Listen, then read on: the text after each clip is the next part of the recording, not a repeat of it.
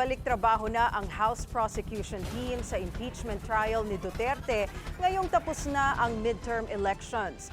Yan ang agenda report ni Zandro Ochona.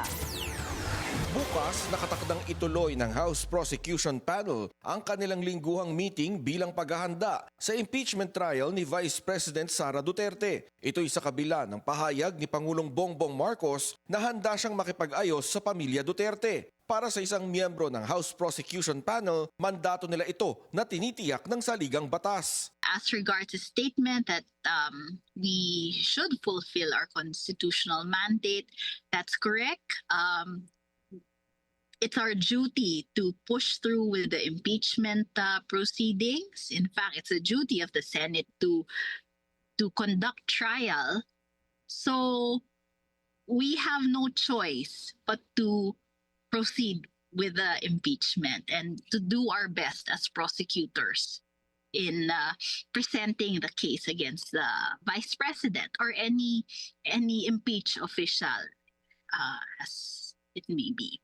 Mas magiging tutok na rin sila sa impeachment lalo tapos na ang eleksyon. Sa totoo lang, tuloy-tuloy lang ang practice namin except for the last few weeks. So, for example, for the articles that I'm handling, we have our judicial affidavits, we have our trial briefs, and we've been reviewing these. We've been interviewing witnesses and lawyers to prepare for trial. Yung ang ginagawa namin. In fact, siguro even we've had bigger preparations for the impeachment. Para sa kongresista, bukas siyang pamunuan ng bagong halal na mga kongresista tulad ni na Representative-elect Chel Jokno at Laila De Lima. Yes, they're very well known in the legal sphere. They're very good in their own legal fields and they've had lots of experience.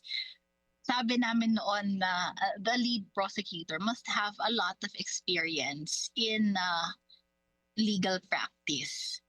So someone who is more senior and who can speak on behalf of all of the prosecutor. Kanina, dumaan sa batasan pambansa si Jokno pero nilinaw niya na ito ay para mag-tour lang sa lugar. Wala pa raw siyang natatanggap na formal na imbitasyon para sumali sa mga pagpupulong. Kabilang sa isinasagawang paghahanda ng House Prosecution Panel ang mock trial sakaling matuloy na ang impeachment. Para sa agenda, Zandro Ochona, Billionario News Channel.